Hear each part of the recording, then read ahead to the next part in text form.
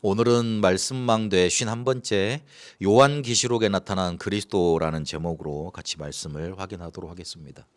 성경 66권에 나타난 그리스도를 성경 괴감부터 시작을 해서 오늘 2025년도 마지막 주에 요한계시록으로 마치게 됩니다.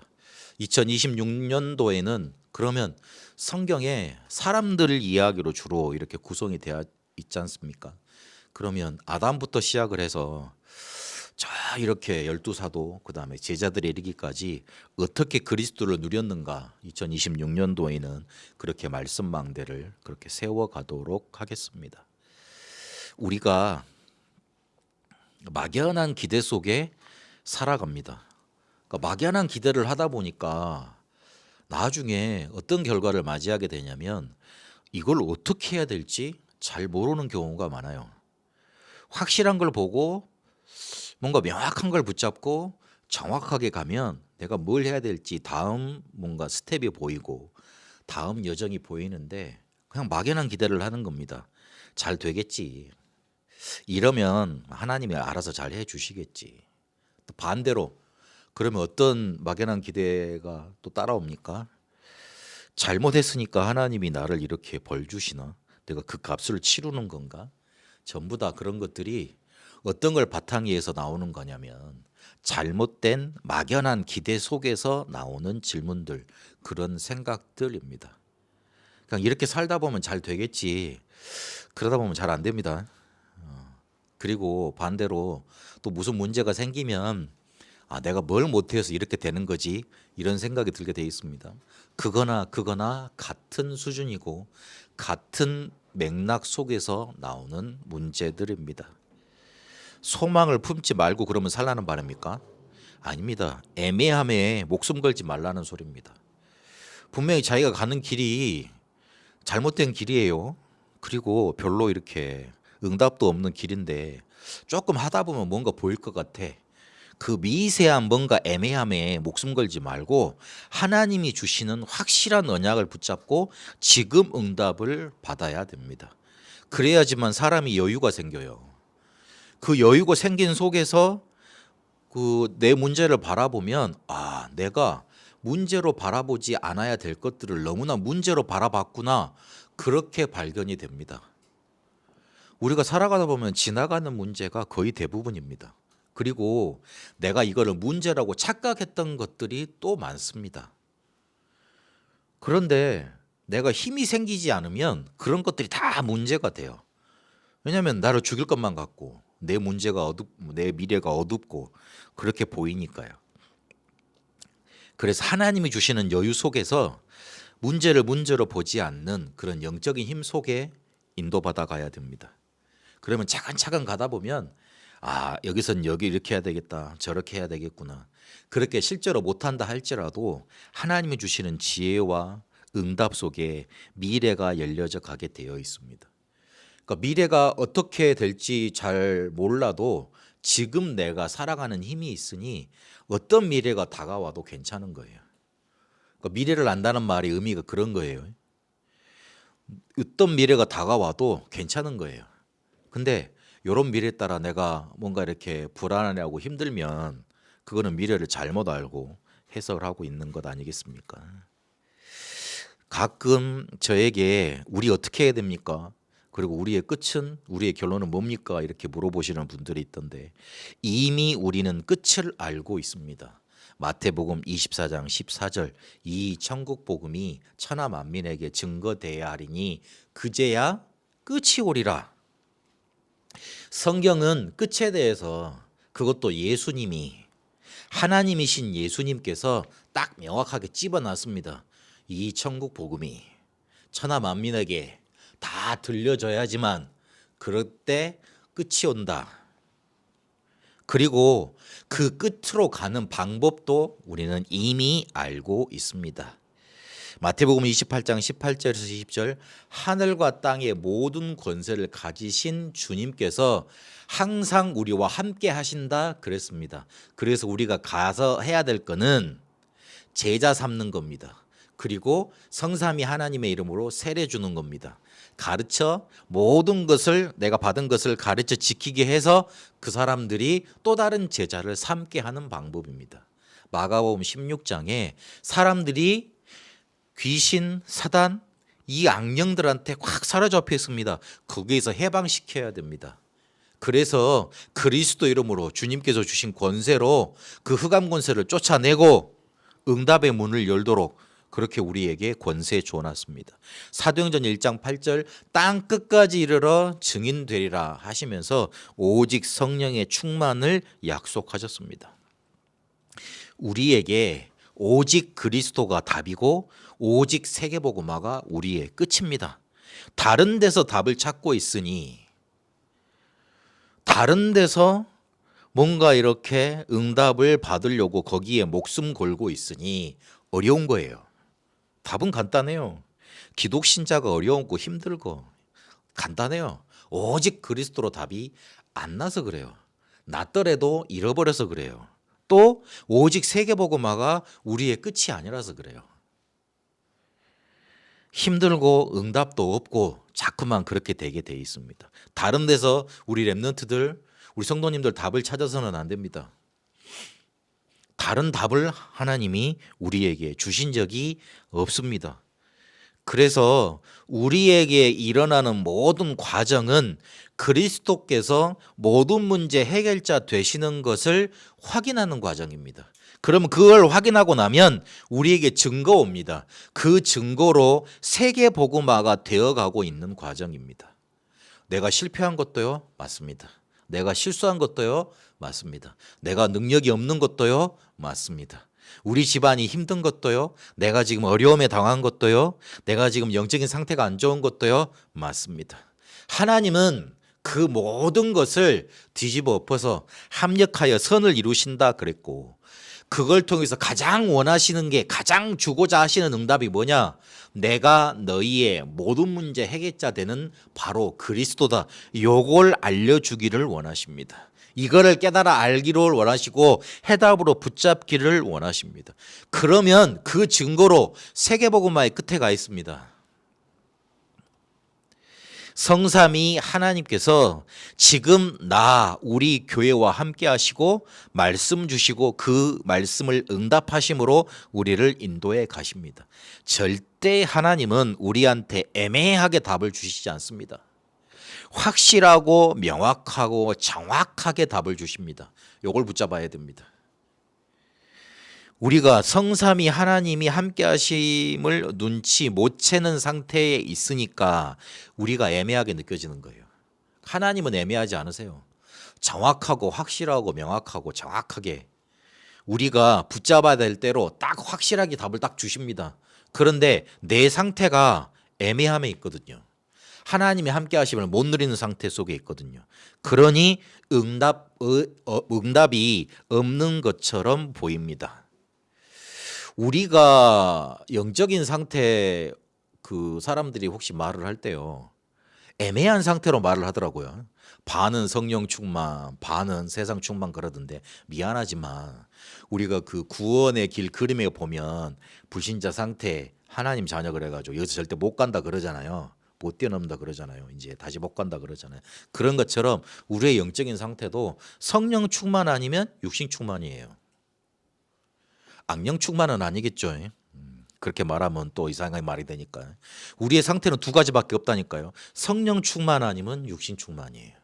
그 중간이 없습니다. 성령 충만 반하고 그다음에 육신 충만 반하고 그런 게 없다니까요. 여러분 잘 한번 생각해 보세요. 절대 이렇게 뭔가 이렇게 상태 자체가 그 성령이 한 90% 역사하고 내 육신이 10% 역사하고 그런 게 없다니까요. 딱 그것도 명확히 나눠줘요.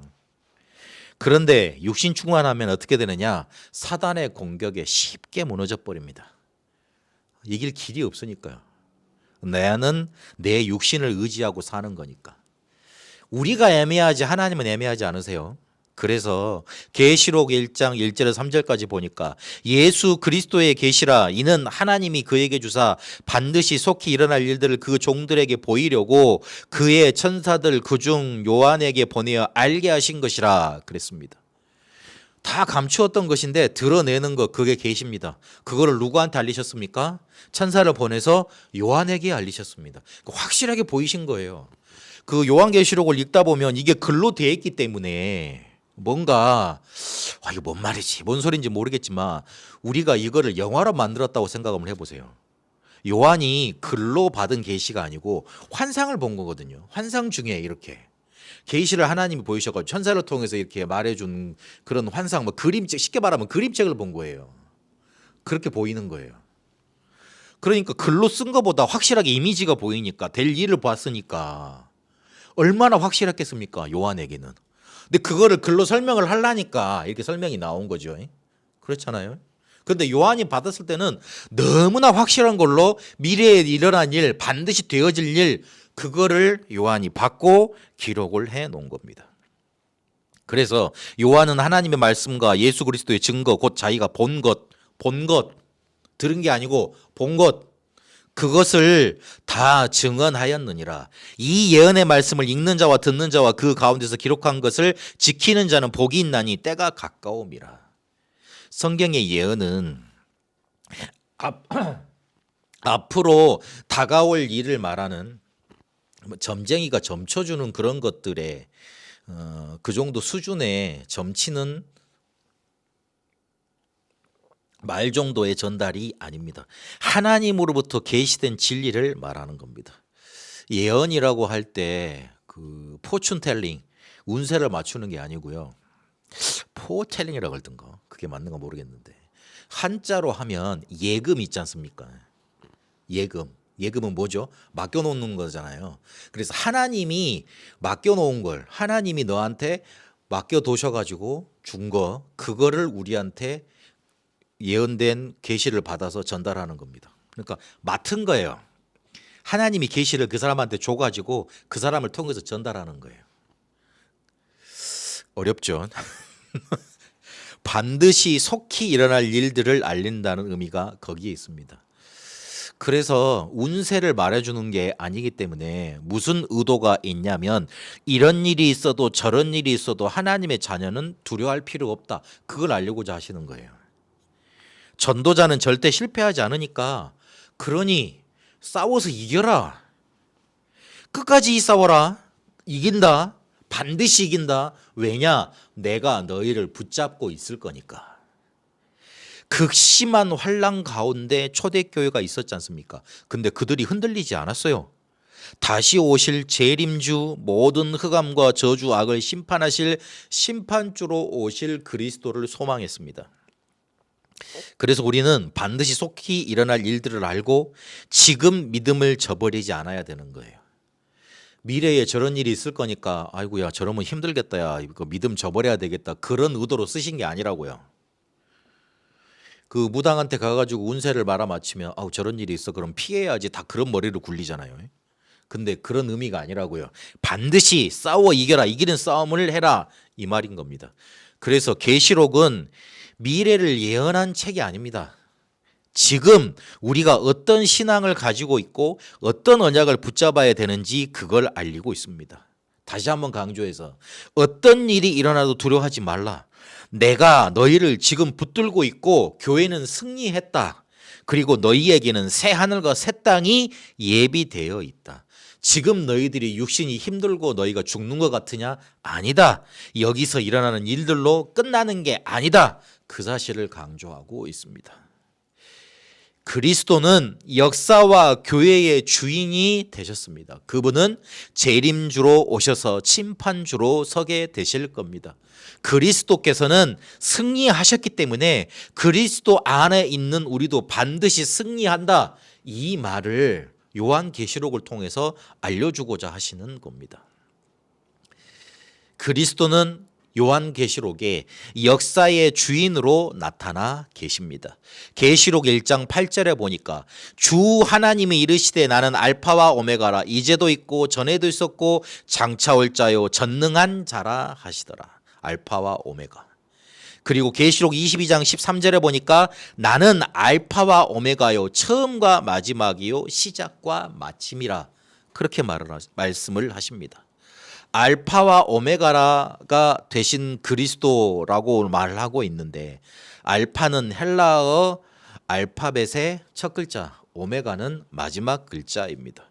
그러니까 시작과 끝을 말하는 거예요. 계시록 22장 13절에 있는 것처럼 시작하시고 창조 때 그리스도께서 성삼위 하나님과 함께 같이 역사하셨잖아요. 성삼위 하나님으로서 역사하셨잖아요. 창조 사역에. 그리고 심판주로 이 세상을 마치는 절대 주권자가 되시는 겁니다. 창조로부터 시작해서 심판까지 하시는 분이시다. 그러니까 역사의 주인공은 바로 그리스도라는 뜻입니다. 어떤 학자들이 히스토리, 우리 역사의 영어 명칭이 영어 단어가 히스토리지 않습니까? 근데 그거를 두 개로 쪼갰더라고요. His story, 그의 이야기. 그는 누굽니까? 그리스도를 뜻하잖아요. 그래서 S가 중복이 되니까 하나를 탈락시켜버리고 히스토리라고 만든 거죠. 역사는 그리스도께서 우리에게 어떻게 역사하셨냐, 성삼위 하나님께서 우리를 어떻게 인간을 이끌어 가셨냐, 그 이야기를 종합해 놓은 게 바로 인간의 역사입니다. 인간은 인간의 주인 될 수 없어요.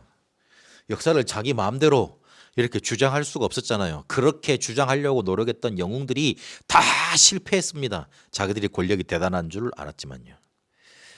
그래서 계시록에 보면 7시대가 나옵니다. 그 7시대의 주인이 누구셨냐? 바로 그리스도이십니다. 서신 시대가 나왔고요. 그리고 임봉을 떼는 시대가 나옵니다. 그리고 나팔을 불러서 뭔가 이렇게 기적을 일으키고 뭔가 재앙을 불러내는 그런 일이 나타납니다. 우레 시대가 있었고 진노의 대접을 붙는 시대, 심판의 시대, 새 시대, 이렇게 7시대가 계시록에 보면은 나옵니다. 그 모든 시대, 그 시대의 주인이 되십니다. 심판하는 것도 그 심판의 주인공이 바로 그리스도가 되신다는 뜻입니다. 그래서 어떠한 어려움, 인물, 재앙, 시대가 일어나도 그리스도의 시간표와 그리스도의 날을 바꿀 수가 없다.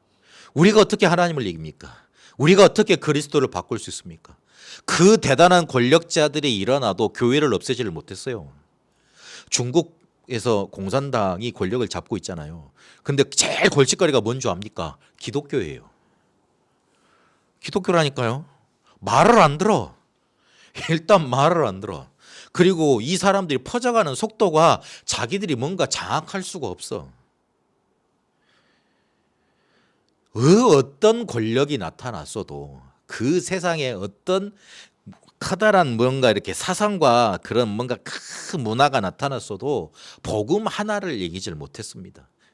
그리스도의 시간표와 나를 바꿀 수가 없는 거예요. 그래서 계시록에 7교회가 나옵니다. 7인봉이 나오고 7 나팔소리, 7 신비한 인물이 나옵니다. 해를 옷 입은 여인, 해를 옷 입었다 그러면 어마어마한 광채 막 그런 거 있겠죠. 그리고 붉은 용, 산의 아이, 바다에서 올라온 첫 짐승, 육지에서 나온 둘째 짐승, 시온산의 어린 양, 구름을 탄 인자, 그렇게 7 신비한 인물이 나옵니다. 또 7 금 대접, 그리고 교회 대적의 파멸, 거룩한 성 예루살렘의 영광, 이렇게 어마어마한 이야기들이 많이 나옵니다. 그런 것들을 말하면서 강조하는 건 단 한 가지예요.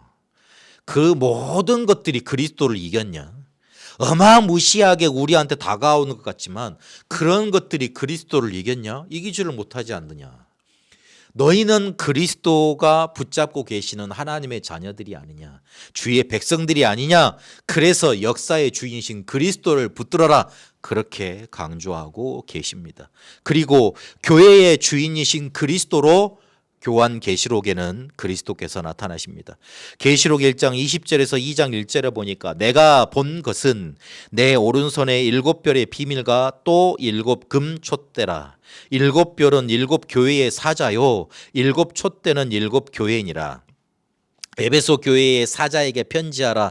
오른손에 있는 7 별을 붙잡고 7 금 촛대 사이를 거니시는 이가 이르시되 그랬습니다. 7 별을 붙들고 7 금 촛대를 거니신다, 그렇게 말을 하고 있습니다. 7 별은 여기서 뭐라고 그랬습니까? 일곱 교회의 사자, 그 주의 종을 뜻하는 거예요. 거기에 세우신 목회자를 뜻하는 겁니다. 그리고 일곱 금 촛대 그랬습니다. 그걸 뭐라 그랬죠? 일곱 교회라 그랬습니다.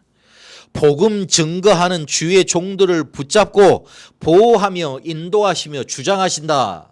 그런 말입니다. 그러면서 뭐 한다고요? 교회를 순회하고 계시고 교회를 다스리고 계시는 거예요.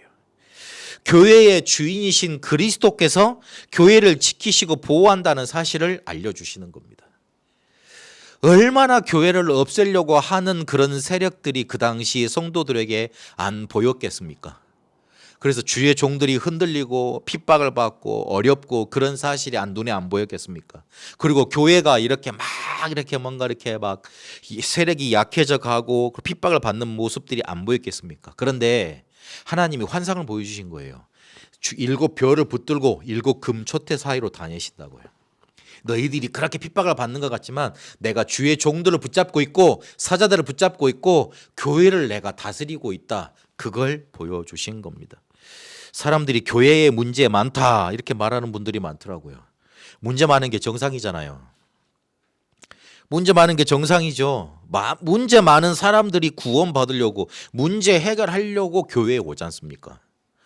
문제 없는 사람들은 자기 자신이 잘 나가는 줄 알고 세상에서 열심히 누리면서 살지 않습니까? 반대로 문제 많은 사람들은 이걸 해결해야 되겠으니까 이게 내 능력 범위를 벗어난 거니까 뭔가 나에게 특별한 문제 해결을 줄 수 있는 곳에 가야 되고 그곳으로 모이는 것 아니겠습니까? 문제 많은 사람들이 왔으니까 문제 많은 게 당연한 거죠. 당분간은요. 근데 그런 문제들이 교회를 없앨 수 있습니까? 그렇지 않잖아요. 복음을 더 없이 순수하게 만들고 사람을 구분하고 교회가 바로 세워져 가는 과정을 하나님은 자꾸만 만들어 가시잖아요. 광야에서 불신앙했던 사람들이 있었습니다. 오히려 반역까지 했던 고라와 그 일당들이 있었습니다. 그 사람들을 하나님이 가만 보고 계셨습니까? 정리하셨습니다. 고라와 그 일당이 자기들도 레위 지파니까 하나님께 수종도는 지파니까 너희들만 하나님을 뵀냐 이럽니다. 하나님을 섬기냐 이럽니다. 그래서 하나님이 그래 내가 누구를 택했는지 알려주겠다. 서. 그래는 어떻게 합니까? 고라와 그 일당들이 서 있는 땅을 반으로 갈라버립니다. 그래가지고 완전히 그 모든 고라 자기만 죽은 게 아니고 그 일당 그리고 그 자기들 가족들까지 그 사람들이 서 있던 땅이 완전히 반으로 갈라지면서 매장돼 버립니다. 땅을 다 드셨어요. 그 사람들은 소홀에 떨어진 거예요. 그렇게 표현하고 있습니다. 하나님은 언약을 믿는 자들을 통해서 새로운 시대를 여셨습니다. 그래서 교회 문제 많은 게 정상이고요. 문제 있어도 하나님은 오히려 복음 순수하게 가진 자 그리고 복음을 이용해 먹으려는 자 갈라놓습니다. 구분을 하십니다. 그런 문제들을 통해서. 교회 갈등들을 통해서 오히려 세계복음화를 더 이루어 가셨습니다. 외부에 핍박이 오면 세계화를 시키셨고 내부에 갈등이 일어나면 복음 순수한 자 아닌 자를 갈라내셔서 하나님이 복음 순수하게 못 붙잡은 자들을 정리를 하셨어요. 지금 똑같이 그 일이 일어나고 있잖아요. 복음을 뭔가 이용해 먹으려고 전도운동 통해서 뭔가 자기 자신을 유익을 보려고 했던 사람들 그리고 오직 복음이 아니었던 사람들 하나님이 못 있게 하세요. 복음 순수하게 전하는 그 단체 속에 못 있게 하신다니까. 그렇게 하나님이 정리를 하시는 겁니다. 바로 일곱 별을 붙들고 일곱 촛대를 거느리신다 그런 말입니다. 그리고 일곱 교회에게 말씀하고 싶었던 것들이 있습니다. 대부분 일곱 교회에 칭찬한 교회 있고 그 다음에 이렇게 막 견책하면서 회개하라는 교회가 있었잖아요. 그래서 이제 해석을 하기를 그렇지 저렇게 하면 안 되겠구나 저렇게 해야 되겠구나 저런 게 바른 교회구나 그래 생각을 합니다. 그런데 뭐 그거는 당연히 해야 될 일이고 정말 우리가 포인트 맞춰야 될 거는 뭐냐면 일곱 교회의 말씀을 하시면서 무슨 말이 계속 반복이 됩니까? 귀 있는 자는 성령이 교회들에게 하시는 말씀을 들어라. 요 말을 계속 7번 반복을 합니다. 그걸 들어야 되는 거예요. 어떤 걸 강조했냐면 제가 쭉 그 주보에 써놨죠. 에베소 교회에 있는 2장 7절에 이기는 그에게는 내가 하나님의 낙원에 있는 생명나무의 열매를 주어 먹게 하리라. 서머나 교회에는 이기는 자는 둘째 사망의 해를 받지 아니하리라. 버가모 교회에는 이기는 그에게는 내가 감추었던 만나를 주고 또 흰돌을 줄 터인데, 도아드라 교회에는 이기는 자야와 끝까지 내 일을 지키는 자에게 지키는 그에게 만국을 다스리는 권세를 주리니, 사대 교회에는 이기는 자는 이와 같이 흰 옷을 입을 것이요, 빌라델비아 교회에는 이기는 자는 내 하나님 성전의 기둥이 되게 하리니, 그리고 라오디아 교회에는 3장 21절에 이기는 그에게는 내가 내 보좌에 함께 앉게 하여 주기를, 내가 이기고 아버지 보좌에 함께 앉은 것 같이 하리라. 공통된 말이 뭐지요? 이기는 자에게는, 그 말이 반복이 되죠. 그거를 강조하고 싶었던 거예요. 너희가 잘못도 있고 잘한 것도 있지만 이겨라. 이겨야 된다. 지지 마라. 이기는 자에게는 뭐가 약속이 되어 있습니까? 구원이 약속되어 있다. 너희가 반드시 승리하게 된다. 그게 약속되어 있다. 그걸 말하고 있는 겁니다. 반드시 이기는 싸움을 해라. 내가 너희를 붙잡고 있고 나는 역사의 주인이니 두려워 말고 싸워라. 나를 믿고 싸워라. 세상과 사단과 흑암과 싸워 이겨라. 요 말을 강조하고 싶으신 거예요. 그러면 이겨야 될 내용이 있을 거 아니에요. 뭘 이겨야 됩니까? 계시록 2장 9절에 10절까지 보니까 세상을 통해 오는 환난과 고난, 세상을 통해서 오는 환난과 고난이 있잖아요. 그걸 싸워서 이겨라. 그리고 계시록 2장 14절, 2장 20절을 보니까 발람의 교훈, 이세벨의 역사, 이런 것들을 말합니다. 무슨 말이죠? 사단은 교회를 없애지 못한다는 건 알고 내부에서 뭔가 많은 복음 아닌 다른 것들로 교회를 분열시킵니다. 그 거짓 교훈과 싸우라. 그리고 계시록 2장 5절, 3장 3절, 3장 19절에 보니까 죄의 유혹이 끊임없이 우리에게 다가와요. 우리에게 죄로 인해서 부패된 그 속성이 아직 남아있잖아요. 그래서 하나님은 우리를 성화시켜 가기를 원하시지 않습니까? 구원에 보면 구원시켜 놓고 그 죄의 부패된 속성을 변화시키기 위해서 성령께서 하시는 작업입니다. 성화. 그래서 죄의 유혹이 끊임없이 다가옵니다. 그거하고 싸워라. 나 자신과 사단과 세상과 그렇게 싸워라. 그렇게 싸워 이겨라. 그 이기는 자에게는 뭐가 약속돼 있다고요? 구원이 약속돼 있다고요. 그 말을 하고 있는 거예요. 요거 잘못했으니까 요거 잘못하지 마. 그 말을 하고 싶은 게 아니라니까요. 싸워야 된다. 그 싸우는 게 바로 세상과 사단과 내 자신이요. 그것과 싸워 이겨라. 그 말을 강조하고 있는 겁니다. 귀 있는 자는 성령이 교회들에게 하시는 말씀을 들을지어다. 요 말씀이 여러분에게 들려지시기를 축복합니다.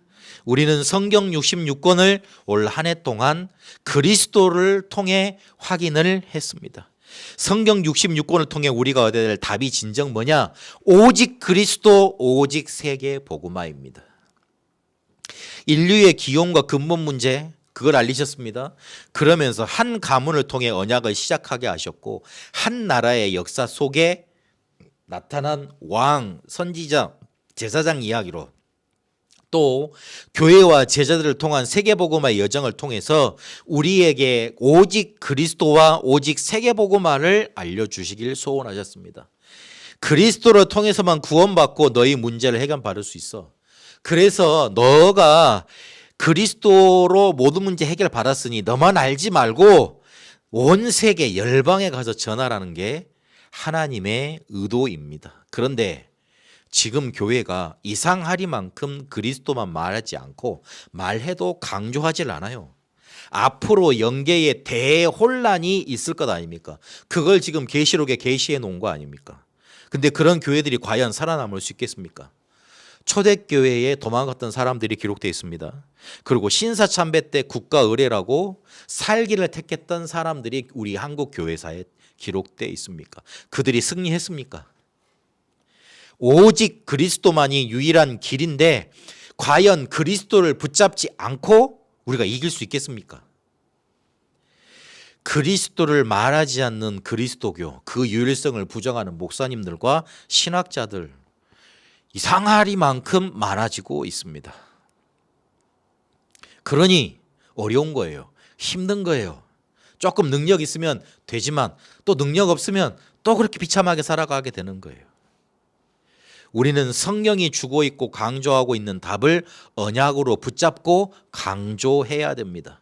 성경은 우리의 인생 문제를 영적인 문제라고 밝힙니다. 우리는 영적인 존재이기 때문에 하나님을 떠난 것이 죄, 죽음이라고 말을 합니다. 그래서 로마서 3장 23절에 하나님의 영광에 이르지 못해서 모든 사람이 죄에 이르렀다. 죄를 범했다 말을 합니다. 그런데 그 뒤에 역사하고 있었던 배경이 있으니 성경은 분명히 밝힙니다. 사단이라고 밝히고 있습니다. 성경은 간단하고 단순하고 명확하고 정확한 해결책을 우리에게 주셨습니다. 창세기 3장 15절 여자의 후손. 여자의 후손이 와서 뱀의 머리를 상하게 할 거야. 뱀의 머리를 깨트려 버릴 거야. 그게 성취가 됐습니다. 요한일서 3장 8절에 하나님의 아들이 오신 것은 마귀의 일을 멸하심이니라. 창세기 3장 15절의 성취입니다. 그 그리스도로 오신 분이 바로 예수님이셨습니다. 이 예수님이 우리의 과거 문제를 해결하셨습니다. 영세전 그리스도. 그분이 우리를 구원하시기 위해서 오셨습니다. 그리고 십자가에 달려 못 박히셨습니다. 성육신하신 그리스도. 지금도 그 이름으로 기도하면 응답받습니다. 부활하신 그리스도. 그분이 지금도 살아계시기 때문에 그래요.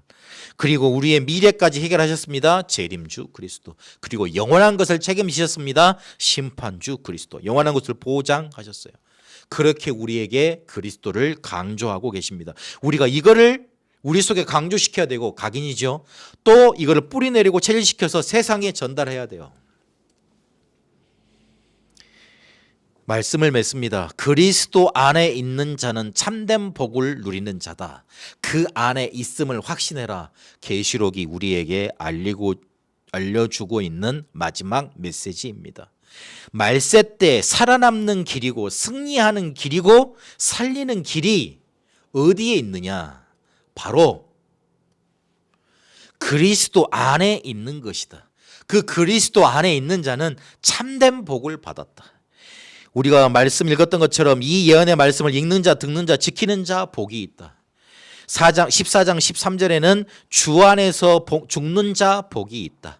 16장 15절에는 자기 옷을 지키는 자 복이 있다. 19장 9절에는 어린 양의 혼인잔치에 참여한 자 복이 있다. 20장 6절에는 첫째 부활에 참여하는 자 복이 있다. 22장 7절에는 재림시 예언의 말씀을 지키는 자 복이 있다. 22장 14절에는 두루마리를 빠는 자 복이 있다. 그리스도 안에 있는 자 복이 있다. 이게 바로 말세 때 너희가 살아남고 승리하고 또한 살리는 길이다. 그렇게 말씀을 주고 계십니다. 성경 66권을 통해 오직 그리스도가 오직 세계복음화가 여러분에게 진정한 해답으로 붙잡히시는 축복이 넘쳐나시기를 축복합니다. 살아계신 하나님 감사합니다. 성경 66권을 통해 그리스도라는 답을 우리가 확인했습니다. 오직 그리스도, 오직 세계복음화가 우리에게 참된 해답임을 이 시간 고백하고 또한 소원합니다. 하나님, 이 답을 가지고 우리 가정 가문을 살리게 하옵시고 나의 현장을 살리게 하옵시고 특히 나 자신을 살리게 하옵시고 그 어떤 환난 고난과 그리고 핍박과 그리고 거짓 교훈이 우리를 덮쳐서 그리고 우리의 죄의 속성과 유혹 속에 우리를 넘어뜨리고 그렇게 하려고 해도 우리는 오직 그리스도만 붙잡고 승리하는 길 속에 있도록 인도받게 하옵소서. 오직 그리스도만 우리 속에 각인되게 하옵시고 오직 그리스도를 통해 오직 세계복음하는 여정 속에 우리가 쓰임받고 인도받게 하옵소서. 살아계신 우리 주 예수 그리스도 이름으로 기도합니다. 아멘.